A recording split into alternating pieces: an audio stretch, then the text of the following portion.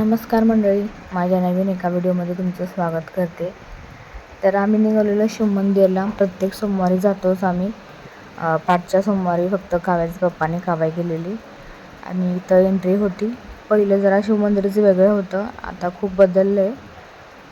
आणि इथं बघा मग सगळं खूप हे झालेलं, सगळं गरम होत होतं आणि ऊन पण एवढं लागत होतं ना, भयानक ऊन लागत होतं. अजून ऊन आपण प्रॉपर्ली चालू झाला नाही तोपर्यंत एवढं ऊन लागतंय समजतच नव्हतं. इथं हार वगैरे ठेवलेले आणि काव्याला पूर्ण पॅक केलेले मी, टोपी वगैरे ओढणी वगैरे, कादरले ऊन लागायला लागलेलं. त्याच्यानंतर मग इथं सगळं खोदलं शिवमंदिरला यायचं म्हटलं तर पावसाळ्यात मस्त वाटते. तर पाणी वगैरे सगळं भरलेलं असतं, पण आता एवढं नव्हतं. आणि तिथे गेलो मस्त आईस्क्रीम वगैरे होतं, पण आम्ही काय जास्त खाल्लं नाही का, तर मग नंतर आम्हाला येऊन जेवायचं होतं माघारी. लवकर गेलेलो, ते दाजी टी व्ही रिपेअर करायला गेलेलं. त्याच्यानंतर आल्यानंतर मग ते बोलले आवरून जाऊन मी पटकन, मला नाईटला जायचं आहे. मग त्यांना मग नाईटला जायचं असतं ना, संध्याकाळी 4 वाजता. मग मला घरी जाऊन मला स्वयंपाक बनवायचा होता थोडा राहिलेला. तर ते म्हणले घरी गेले जेवणार आणि त्यानंतर मग कामाला जाणार. म्हणलं ठीक आहे. मग ते बोलले चल जाऊन येऊ लवकर.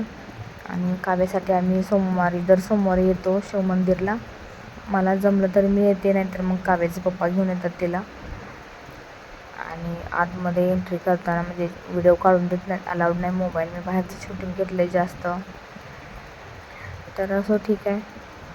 तर माझा नवरा मला सपोर्ट करतो व्हिडिओला. आणि बाहेरच्या लोकांचं काय बोलायला जातं सांगा मला आवडतं व्हिडिओ बनवायला, ते सपोर्ट करतात आणि मी पण खुश राहते. नाहीतर मी काव्याच्या विचारानं त्याच्या विचारांना खूप मन माझंही झालेलं आहे. मग त्यांना वाटतं की बाबा कोणत्या तर गोष्टीत खुश राहत्या, त्याला आवडतं आहे किंवा आनंद भेटतो आहे, तर ते बोलतात तू कर, असू दे काय नाही तेवढं. त्याचं तेच म्हणणं असतं. मग काव्याचं टेन्शन असतं मागं की काव्या अजून बोलत नाही, तिचं कसं व्हायचं वगैरे वगैरे. मग देवाच्या हातापाया पडायचं. माहिती आहे काय म्हणजे देवाचं काय एवढं असं तसं, पण महादेवाच्या मंदिरात आलं ना, म्हणजे इथं आल्यानंतर असं एक शांत वाटतं आणि रडायला येतं अक्षरशः. मला खरं सांगते तुम्हाला, शांत डोकोटे म्हणजे असं शांत वाटते एकदम. असं मनातलं विचार असं देवापुढं मांडलं ना, डोळ्यातनं माझ्या पाणी येतं अक्षरशः. आणि तिथं फूल पडलेलं बघा, किती छान वाटते बघा. एवढं ऊन लागत होतं तरी पण चाललेली माझी देवाची भक्ती आणि मस्त वाटतं. तरी पण तिथं काम वगैरे चालू होतं आणि खूप जुनं मंदिर आहे. यूट्यूबवर सर्च करा अंबरनाथ शिवमंदिर म्हणून, तुम्हाला भेटेल तिथं व्हिडिओ. आणि इथं कासव वगैरे असतात बघा. पाणी खराब झाले पूर्ण, पण काव्यात चाललेलं तिथं पाणी पाणी पाणी बोलायचं. तर आता काय बोलायचं व्हिडिओमध्ये सांगा, एवढं सुचत नाही काय बोलायला. तरी पण मी ट्राय करते. तुम्ही नक्की मला सबस्क्राईब करा.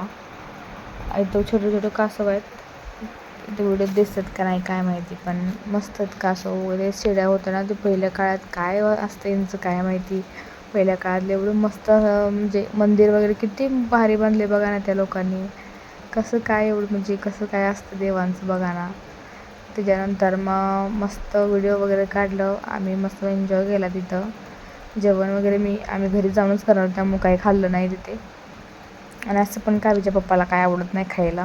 माझं असतं हे घ्या ते घ्या ते घ्या हे घ्या, आणि पण त्यांना नाही जास्त आवडत.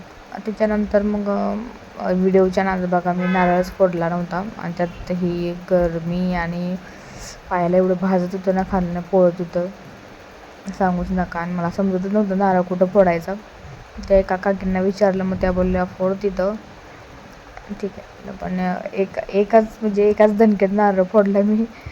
म्हटलं बघा देव किती ताकद देतोय, जरा काव्याला सांभाळायला दिली तर लय बरं होईल असं वाटतं. मग काव्याला ती पाणी पाजायची माझी धडपड होती, तिला मी पाणी पाजलं. त्याच्यानंतर मस्तपैकी देवाचं असतं ना ते टिक्का वगैरे, ती मला लय आवडतं.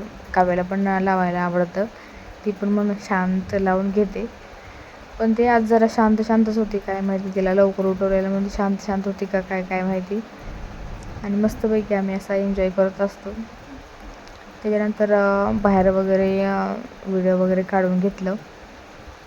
घरी जाऊन तयारी पण मला करायची होती. जास्त वेळ नाही बसलो मी. प्रत्येक सोमवारी यायचंच असतं. आणि पोरं नुसती पायाला लागलेली बघा, एवढं भाजत होतं पायाला. आणि बाहेरचे साईट आहे, चप्पल वगैरे ठेवतात. असं आहे शिवमंदिर, खूप जुनं शिवमंदिर आहे. आणि हे बाहेरचं बाहेरचं म्हणजे सगळं चप्पल वगैरे ठेवतात, ते एंट्री करण्याचं तिथलं आहे.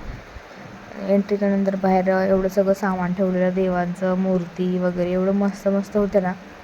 पण घरी काय आणू, घरी सगळे आहेत देव, त्यामुळे मी डबल ठेवत नाही.